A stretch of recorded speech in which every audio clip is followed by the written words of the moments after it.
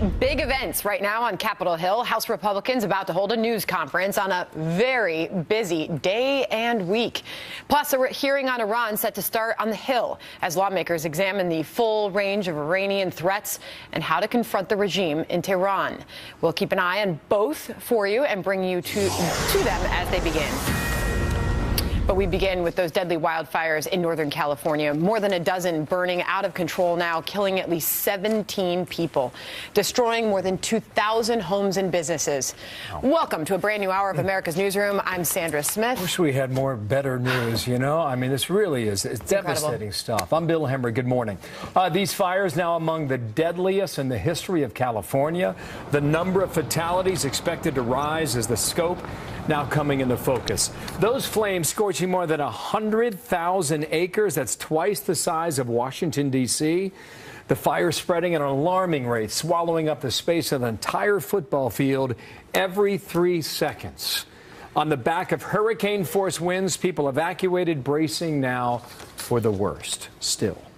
I'm just kind of in shock and stuff and kind of out of it from, I guess, breathing all this smoke. I'm kind of fog-headed, you might say, and stuff. I was kind of resigned to the fact that this was going to be gone when I left, and I would basically have nothing here.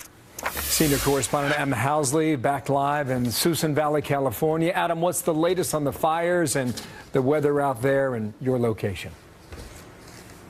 Yeah, Bill, an eerie calm before yet another expected windstorm here that's going to be coming up, according to forecasters. Maybe in the next couple of hours that wind is supposed to come back. As the sun comes up, I look around, much of this area is already burned. Also flickers of light all around. You can't see that on the camera, but the concern about that is once that wind comes back, those flickers of light quickly become a fast-moving fire. I shot some video last night of this happening right before nightfall up on the ridge as the fire moved from Napa County into Solano County, chewing up land and taking out homes as it went. The wind out of nowhere, like someone turned on a fan, just came out of nowhere, and the fire just started moving rapidly. To give you an idea of where these fires are burning now, there's really 3 that they're the most concerned about. While there are about 17 still burning in Northern California, the 3 right now are the one where I'm standing, which is the Atlas fire, which has chewed up nearly 30,000 acres. There's a fire over on the now west side of Napa County near Yountville that's caused evacuations there. In fact, I just got a note from somebody saying that there's more evacuations in the Redwood Road area. And there's also a fire above Sonoma, California, where there's some new evacuations this morning as well, Bill. So what is the update on what caused these fires? Yes, it's been dry and certainly been windy, but what are they looking at? Well, they're looking at every possibility. I can tell you that we know one fire for sure was started by downed power lines. They've also found the fire that burned into Santa Rosa that still continues to burn above Calistoga. They believe that one started in the Tubbs Lane area, thus the name, so they have the location of where it started. I will tell you that one law enforcement official told me nothing is off the table with a couple of these. He wouldn't go any further with that, but take it as you will. Very concerning, obviously, Bill, because as you know, the wind is expected to come back, and if there is something bad going on, they don't want anything new to start. They're stretched very thin out here, Bill, right now, and they're very clear about telling us that firefighters and sheriff's deputies have all been working around the clock now for 3 or 4 days as these fires are burning in several different locations. Bill? Adam, thank you. Keep us updated. Adam Housley, Northern California. Thanks. We're waiting on that news conference by House Republican leaders ahead of the president's speech on tax reform later today. The president tweeting a lot this morning, some of which he said the stock market has increased by $5.2 trillion since the election on November 8th, a 25% increase. Lowest unemployment in 16 years, he's touting. And he says if Congress gives us the massive tax cuts and reform I am asking for, those numbers will grow by leaps and bounds. Hashtag Make America Great Again. Daniel Halper is a contributing editor for the Washington Free Beacon and the Weekly Standard. Daniel, perhaps you can set up this evening for us. This is a big, long awaited speech. The details of the president's tax plan really coming into play here after they've been quite vague. What does today look like and what's at stake? Well, I think the stakes are very, very high. I think in some ways President Trump's presidency itself will be determined on economic growth. I mean, assuming that there's no nuclear war with North Korea or various other catastrophes. If he can sustain 4 to 5%, if the American economy can sustain 4 to 5% growth over the majority of Trump's presidency, I think it can be called a success. And I think, therefore, he really needs to focus on tax reform, getting it through, getting people to buy in, working with Congress, Republicans, and if some Democrats are available, and try to get things going. And I think he's right to think that this is the key to economic growth going forward, and I think it's important that he lays out the case tonight. Daniel, what does that success look like? How will it be measured? Right now, the American people are being told by the president that they will be getting, on average, a $4,000 pay raise, according to the details of this plan, if it goes through. How will the success of this be measured? Well, I think the administration is saying that you will have lower taxes. Most people will have lower taxes, and it will be easier to file taxes. And I think so on an individual level, it will be measured on whether your taxes are easier to file year after year, and we know how difficult that can be, and whether or not they'll be cheaper. And on a business level, I think he's saying to bring down the rate so that businesses can reinvest in the American economy. That it obviously will take a little while longer. So let's say tax reform passes miraculously in the next month. It's going to take a little while for businesses to readjust, use that cash to reinvest in the economy. But I think over time is how you're able to judge these things, and it's not just one thing after another. Though, of course, the president is right. The economy has been on a remarkable run. Which has been great for a lot of Americans. Yeah, we're looking at a stock market. It's nearly at 23,000. It's hitting records almost daily. But there's been a lot of distraction. And we were just looking at the live shot there. We're waiting on GOP leadership to step up and give that weekly news conference. There's been a lot of distraction and a lot of frustration at a lack of things getting done. This is a huge moment for the party to get together and push this through. Will the president be able to sell this tonight? Well, nobody really knows, right? The problem is that they haven't been able to get anything done at this point, right? Obamacare repeal.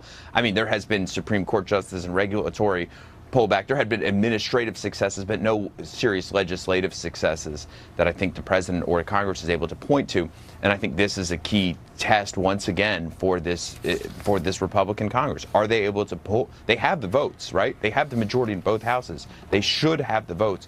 Are they able to pull it together and get it over the finish line? And who knows, really? Let's talk a little bit about this audience that the president will have there in Harrisburg, PA tonight. Approximately 1,000 Pennsylvania workers will be in attendance, a large number of truckers to whom he will be speaking. This is going to be a very important message. What do you expect it will be? So it's fascinating. You know, one of the biggest threats to the economy, the way the economy is now, of course, is automation, and one of the biggest fields is driving. So it exists technology that allows cars to self-drive already. So presumably, it's going to be at some point commercially available in widespread, and it's really a threat to these truck drivers who President Trump will be with tonight to talk about tax reform. You know, makes you hope that somebody in the administration, somebody in the government is thinking, what are we going to do with all these people once they lose their jobs? How are we going to transform the economy so that it better fits the technology that will be readily available in years to come? Yeah, Daniel, the president expected to say, when your trucks are moving, America is growing. America first means putting American truckers first. That speech begins tonight. Thank you very much, Daniel Halpern. Thank you very much. We will hear directly from the White House about the president's tax plan coming up in a moment here. Kellyanne Conway is live, so we'll talk to her about that and health care, and also some strong words she had about this whole Harvey Weinstein matter, too. Sure did. All that's coming up here. Meanwhile, 8 minutes past the hour, Fox News Alert now. The latest show of force against North Korea. We're learning for the first time 2 U.S. Air Force bombers flew over the Korean peninsula in joint nighttime drills with Japan and South Korea. The drills happening yesterday as North Korea celebrated the 72nd anniversary of its ruling Workers' Party. The House Foreign Affairs Committee holding a hearing on the threat posed by Iran. We'll monitor that as we await President Trump's decision on whether to recertify the nuclear deal with Tehran. Also, there are new developments in the fight over the travel ban. Hasn't been resolved. Supreme Court now getting involved, and we will tell you in a moment just how. We are also awaiting an executive order from President Trump dealing another blow to the Affordable Care Act. What the administration is set to do after rolling back the birth control mandate. It will be great health care for many, many people. A big percentage of the number of people that we were talking about for failed Obamacare. Now, we're going to have to do something with Obamacare because it's failing. Supreme Court handing the White House a victory of sorts, dismissing a major challenge to the previous temporary travel ban on majority Muslim countries, which has expired. The court has not yet acted on a pending second case, which also includes a challenge to a separate 120-day refugee ban. 13 past the hour. I don't want to get out in front of the president in terms of his decision, but whatever he decides to do, I hope he will lay out the facts to the American public and then also lay out his expectations in terms of how Congress can work with the president moving forward on this issue of containing Iran. That was California Congressman Ed Royce on whether President Trump will decide to recertify the Iran nuclear deal. As the House Foreign Affairs Committee hearing on the issue is underway as we speak, let's bring in Mark Thiessen, columnist for The Washington Post, fellow at the American Enterprise Institute, and a Fox News contributor. Mark, good to see you. Thanks for coming on.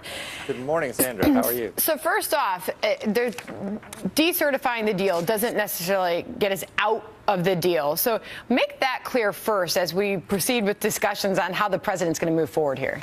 Sure. Well, certification is required under U.S. law. The president has to certify every 90 days that the Iran deal is in our national interest. It's not part of the deal itself. So if he decides to decertify it, it doesn't mean we're out of the nuclear deal.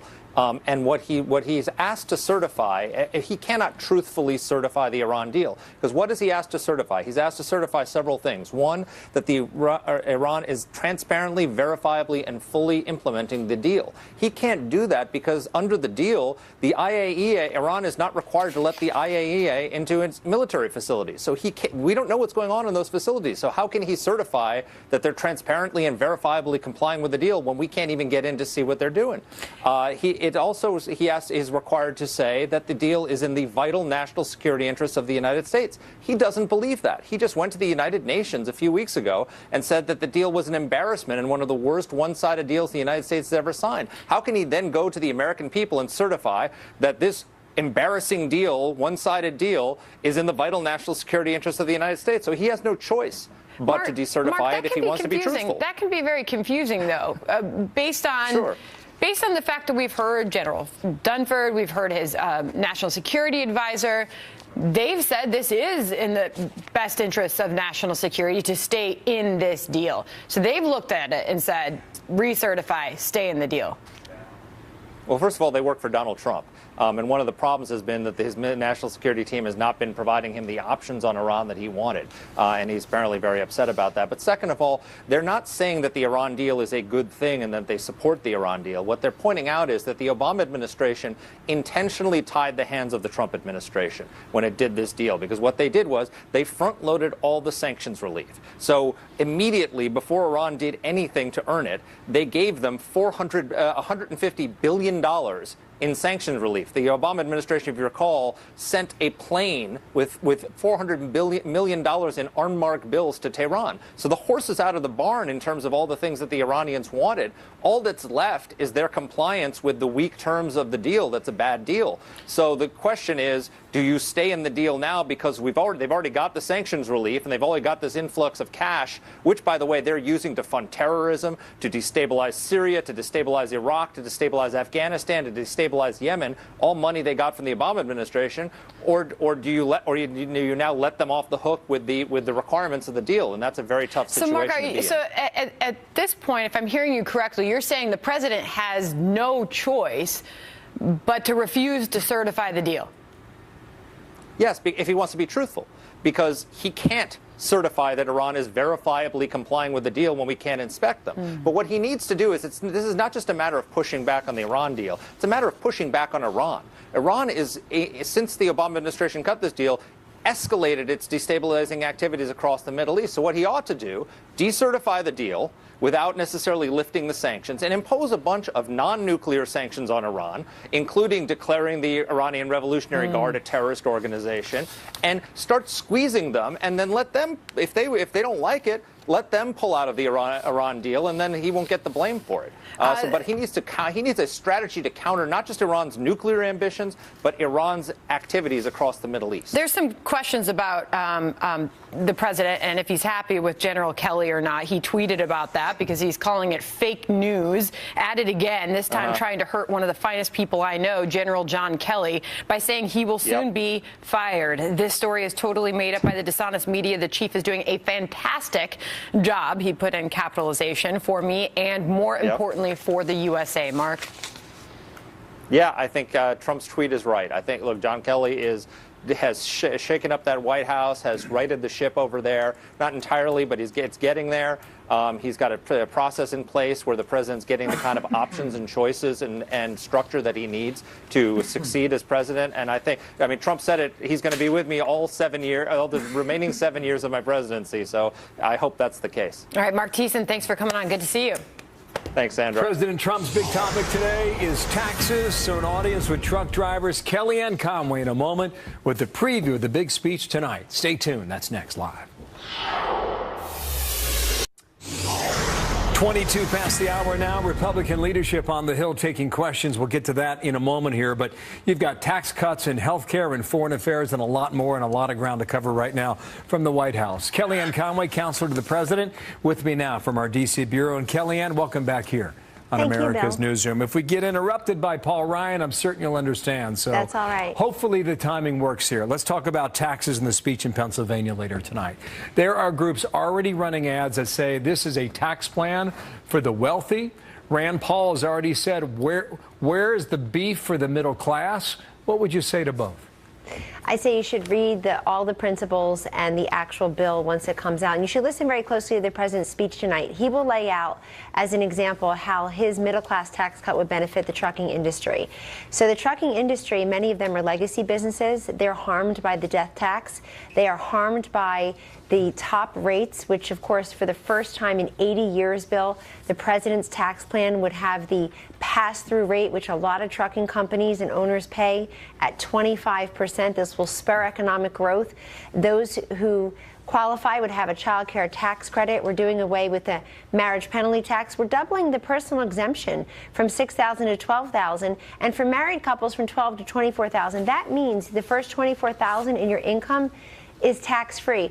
Also, look at we hear from folks in the manufacturing industry. I was out in Roanoke for the president on Friday talking about National Manufacturing Day. Tonight, he's with the truckers.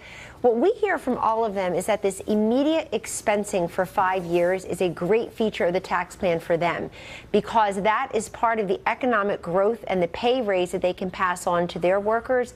And many of them tell us they will invest right in more inventory. They will invest in workers' benefits. They'll raise the wages of their employees. They're excited to get that extra money for a tax break. Just a follow-up question on that. Do you see this as a tax cut, or do you see this as a real chance to get tax reform? So I think reform is a very 1986. Excuse me. I think reform is a very swampy semantic word. It comes to mean very little to some folks because they've heard it all before. Tax cut, they should realize, means that we go from 7 brackets to 3, that more people in this country will be paying 0% in taxes than they do now, and that the top rate will fall to 35%. Businesses will pay 20%. The president wanted 15, but 20 is such an improvement. And so it's a major tax cut, and it's also tax overhaul. That's the simplification part. All right. 91% of Americans, have to, we need a simpler, fairer system that doesn't benefit the wealthy as it does now, because they can hire the accountants and the attorneys to help them navigate the code. I just want to motor through a few more topics here. These are all important. An executive order on health care. When will that come out and be made public? Well, that could come soon. I won't get ahead of the president on that, but you could expect that perhaps soon. And really, the genesis here is the very popular feature of being able to purchase your health insurance across state lines. We know this is a very important feature to Americans. That first House bill had it in phase 3 because we know how popular it is. You know, Bill, many Americans say, what do you mean I can't buy health insurance across state lines the way I buy car insurance and so many other products and services in our very mobile economy? So it makes sense to them. And look at how many insurers have fled the exchanges, the Obamacare exchanges, because they simply can't afford to do business. Well, with that order, many shall do that. I mean, that's a real possibility. Well, the probability, though, is that you as the consumer are able to have more choices in the marketplace, which, of course, is what we were promised. That's one of the many failings of Obamacare. It's why 29 million Americans, by some estimates, don't have health insurance. Now it's why premiums have doubled everywhere on average. In a place like Alaska, they're up by more than 200%. Okay, yeah, so I understand. this is a president who's not giving up on health care reform, too. I want to make that clear. Legislature has failed. He'll step in. Does it come this week, yes or no? It could. It's possible. How would you describe his relationship with Rex Tillerson? It's been characterized so many ways. What's the truth? The truth is that he has confidence in his Secretary of State and his entire cabinet. They met yesterday for lunch, and they are in touch very closely, as you can imagine, as any president and Secretary of State are. The president has made very clear the way he feels about his cabinet. This is a hand-picked cabinet. But the president is also the ultimate decision maker here. He and Vice President Pence were the two people in this administration that were elected to anything. And I think people, all of us in the West Wing and throughout the administration, ought to realize that every single day, that there are two people who are elected to anything, and he is the ultimate decision maker here. You've seen firsthand, Bill, because it's been a very public process, that this president said he would consult with his generals. That extends to his whole foreign policy, national security team. It's how he came up with his new Afghanistan plan. It's how he's making his decisions on North Korea, where you've got 15-0, 2 votes in the UN Security Council who agreed with President Trump's sanctioning North Korea. He's bringing ISIS to heel. So there are so many things happening. Yeah, he's there. He's in the cabinet. Okay, then.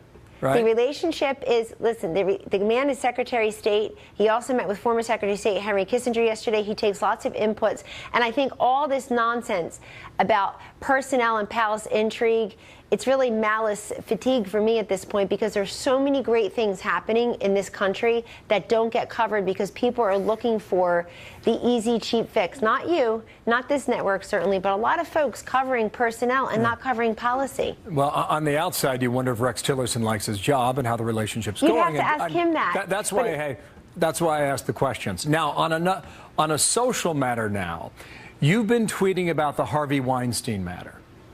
And you sent this out yesterday. You said it took Hillary about 5 minutes to blame the NRA for a madman's rampage, but 5 days to sort of kind of blame Harvey Weinstein for his sexual assaults. That was from yesterday. She did she had a statement. I want to read it for our viewers. Here it is. Yeah. I was shocked and appalled by the revelations about Harvey Weinstein. The behavior described by women coming forward cannot be tolerated. Their courage and the support of others is critical in helping to stop this kind of behavior. Yes, it took 5 days, and clearly you had an issue with that. I did, and I tweet very sparingly, yet strategically. I'm always amazed how easily baited some people are, but we'll talk about that in future years. On this, I felt like a woman who ran to be Commander-in-Chief and President of the United States, the first one ever, who talks about women's empowerment, took an awfully long time to give support to those women who were coming forward, and has still, as far as we know, Bill, kept the money. Kept the dirty money that Dirty Harvey has given her in her campaign. Even her running mate yesterday, Tim Kaine, was asked about this. And you had people like her former campaign manager from her first failed campaign, not the second failed campaign, Patty Solis Doyle, coming forward and giving a very strong statement. As I recall, Ms. Doyle even said some people should go to jail over this. You'd have to go look at her statement. I'm really happy and heartened and frankly proud of many Democrats across the aisle, and a lot of people in the mainstream media or otherwise are very anti-Trump, coming forward about this. He's given those donations to a charity well, but she ought to do that too. And look, she gave a lot of money. Here's the direct question. Please. If she gives the money back, does that make it better for you? No, first of all, she doesn't need to mollify me. She needs to not be a hypocrite about women's empowerment and what it means to be pro-woman. She spent one solid month this time last year talking about an audio tape from 11 years earlier where a statement was made by the now President of the United States, who was victorious, and she didn't talk to the forgotten man or forgotten woman. She had no economic optimistic plan. Okay. And what has she done privately in her private life? She's on a book tour talking about herself and a campaign she lost. She's not talking about women's empowerment. She's not trying to help victims of sexual assault. I welcome that. She can call me in the White House today. She knows the number. She was the First Lady for 8 years. And work in a bipartisan fashion on sexual assault. I welcome that. We don't hear that from her. Kellyanne Conway, thank you for coming back. Thank you. Right on time. Paul Ryan's at the microphone. Thanks for your time there. 10:31, Sandra. House Republicans holding a news conference on Capitol Hill. A busy week. Paul Ryan taking questions. The best way for us to help people and advance our principles is that we stay unified and advance this agenda that we're working on, like tax reform. Anna, congratulations. What mountain was that? North Cascades, South Early Winter Spire. All right. You got it down. I wanted to ask about Puerto Rico and what can be done to help not just the immediate cash needs, but also the long-term debt problem. Is Congress planning to revisit that? And also, what did the president mean by wiping out that debt? I would have to refer you to the White House on that. First of all, as you know, we have the PROMESA board in place, so that is already in place. So there's no need to redo that legislation because that legislation and that board is already in place doing their work. As Jennifer mentioned, like we did in Katrina with New Orleans, when a local unit of government gets its tax base wiped out, there is a loan program to help replace that tax base on an emergency basis. That's something we just added to this bill because their tax base has been wiped out, just like we did with respect to Katrina. We noticed since the supplemental, another hurricane, a smaller one, but also the fires. So that's why we want to make sure that on multi-fronts, hurricanes, local tax bases that are being wiped out, and fires, that we are responding now so that our first responders have the tools they need. We've got 17,000 personnel in Puerto Rico right now between FEMA and the military. And the Disaster Reserve Fund, the Disaster Relief Fund, is typically what finances that. And we've been burning through that pretty fast. That's why we need to put more money in the DERF as soon as possible. Last question. One. Speaker, based on your conversations with the President and the White House, is it your expectation that the executive branch will handle the loophole concerning bump stocks and firearms? We are still trying to assess why the ATF let this go through in the first place. So what happened on the regulatory side to allow this to occur in the first place? And that is something that we're both trying to assess. And yes, it makes sense that this is a regulation that probably shouldn't have happened in the first place. And we want to understand why is it that they let this go through in the first place. So we think the regulatory fix is the smartest, quickest fix. And I'd frankly like to know how it happened in the first place. Thanks.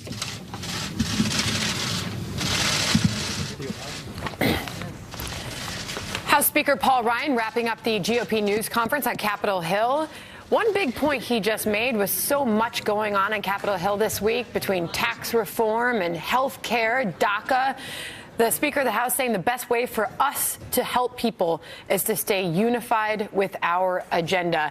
GOP leadership wrapping up their weekly news conference. Bill? Sandra, you just heard that interview with Kellyanne Conway there. And as you heard from her, President Trump is close to signing this executive order on Obamacare. And that order, I'm told, will likely come tomorrow. So what are association health plans and how would they help you? Dr. Mark Siegel, professor of medicine at NYU Langone Medical Center and a Fox News contributor. And Mark, good morning to you. Morning, Bill. What are these plans? These plans, trade association plans, and we're talking about 92,000 trade associations in the United States. The oldest trade association is the American Medical Association, which dates before the Civil War, Bill.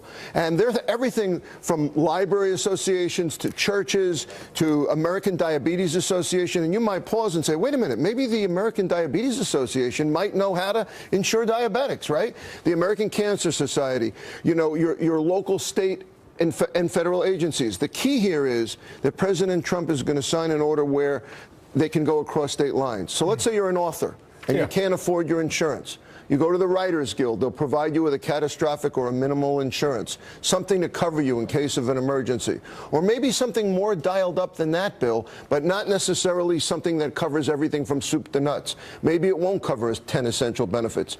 Maybe it won't cover all pre-existing conditions. But you know why I like it? because 6.5 million people already take the penalty, and half of them are under the age of 35. They say, wait a minute, I'm going to wait till I get sick. I don't want this Obamacare. I'm going to wait till I get sick. And Aetna dropped out of most of the exchanges last year, citing that. They said 55% of our new signees are already sick. So if you're a writer in California or a writer in California or New York or Illinois, you could join that group, essentially, is what you're saying. You bet. And if you work for a small business, or you are unemployed, or you're self-employed mainly, instead of going to a state exchange where they're offering a one-size-fits-all product with a premium, like, let's say, in Alaska, Kellyanne Conway said in Alaska, the premiums have doubled since 2013. In Arizona, they've doubled since 2013. Deductibles are up to $6,000, $7,000 a year. Instead of dealing with a product you can't afford, you're a young person starting out in life, now you'll be able to say, what about that association I belong to? What about my church? What about my Sounds synagogue? a little more tailor-made. On screen for our viewers, just to spell it out for you.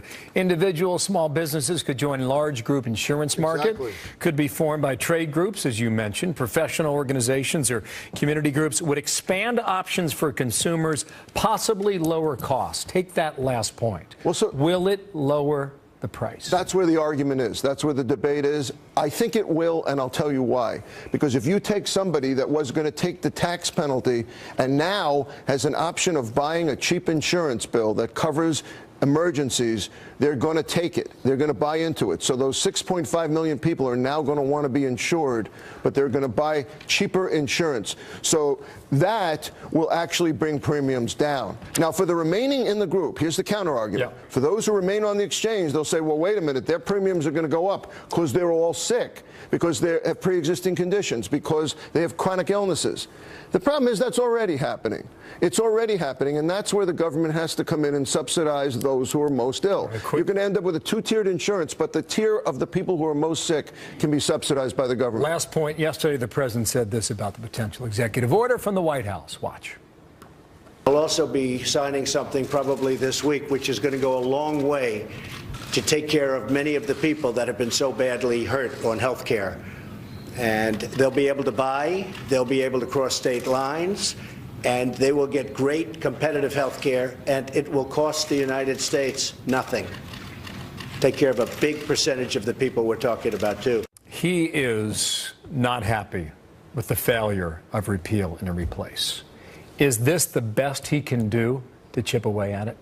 This is the best he can do right now. He doesn't like the mandates. I don't like the mandates. I don't want to force people to buy a product that doesn't work in my office. Those stay. So here's a way around them. Let's offer a different way of providing a product. And by the way, in case you consider this revolutionary bill, this was being jockeyed around under the Bush administration. This is not new.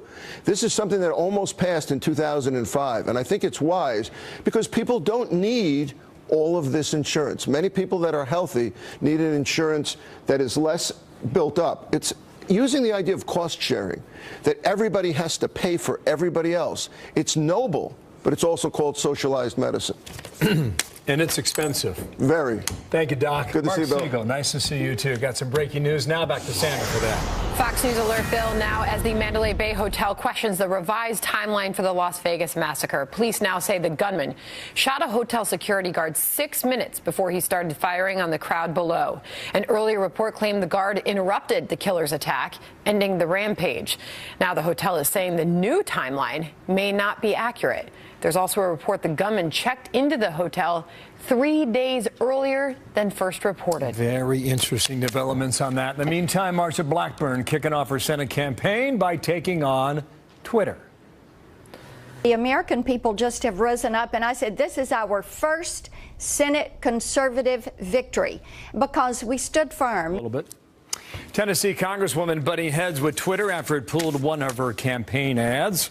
That social media giant has doubled back on that decision.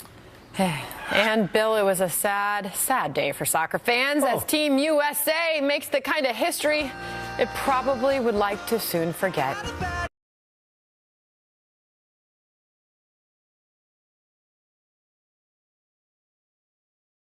Sad story here, folks. Major setback for American soccer as the men are knocked out of contention for the 2018 World Cup.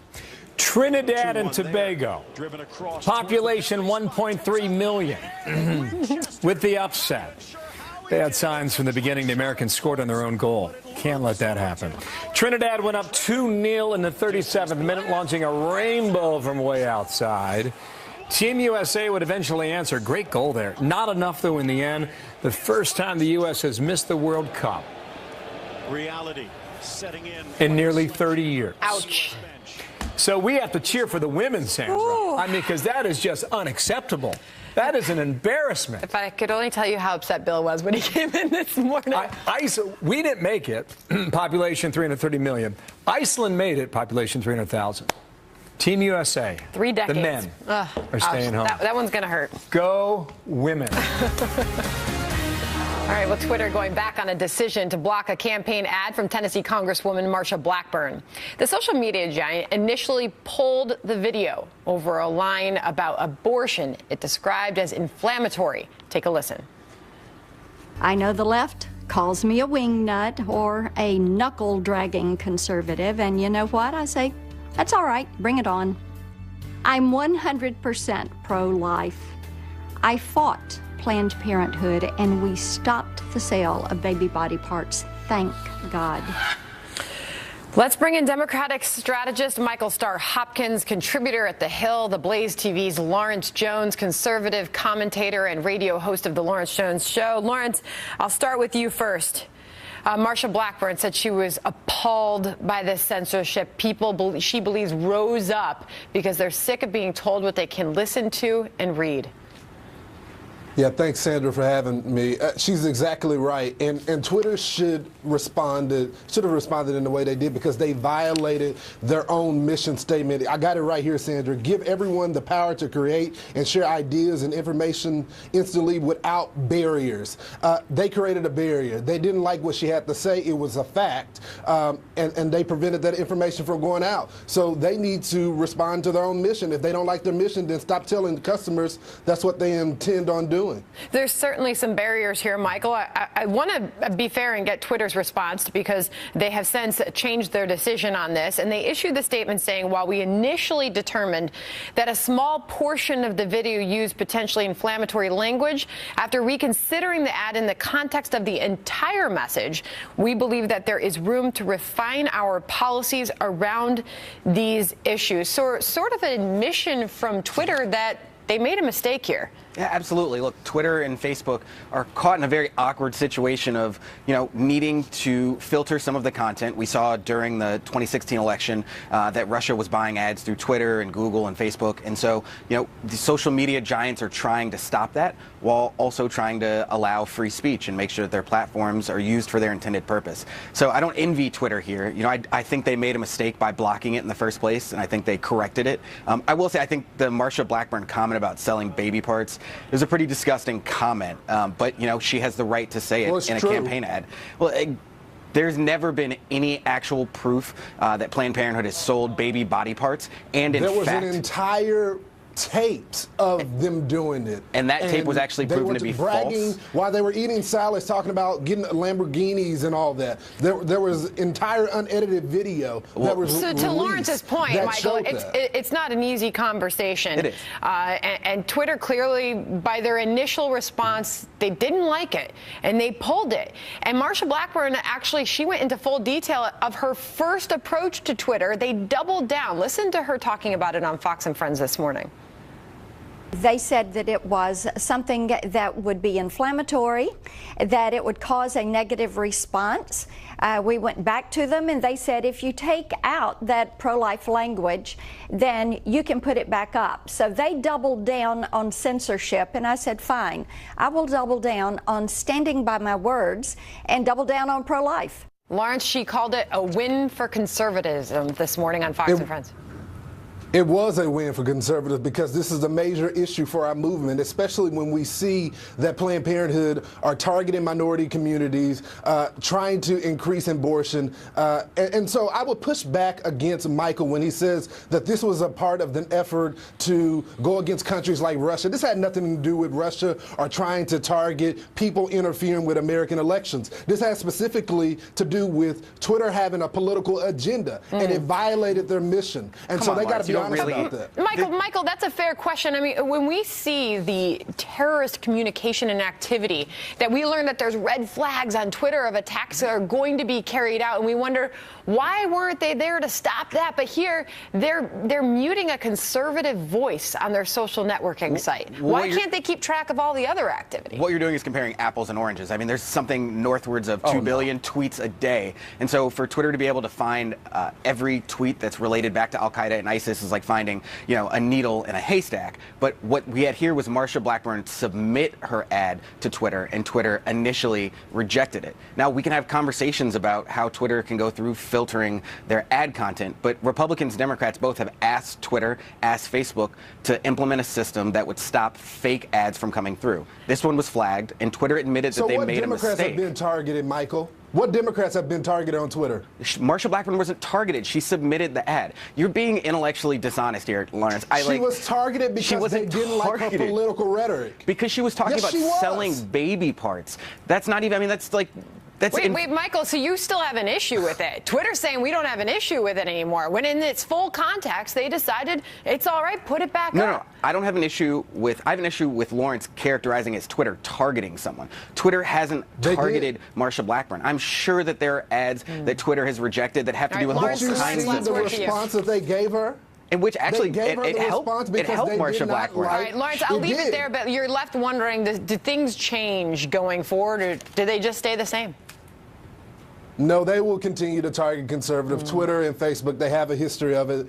This is the trend in social media now because these owners have a political agenda, and they just should be honest about it. All right, Michael, Lawrence, thank you for both of you for being here. Good debate. Thank you. Sticky matters going forward. It'll be an issue for some time and other things. Remember that Russian dossier about then candidate Donald Trump? A House committee is looking at new information regarding that. What will it learn? A live report next. Catherine Herridge is on deck on that.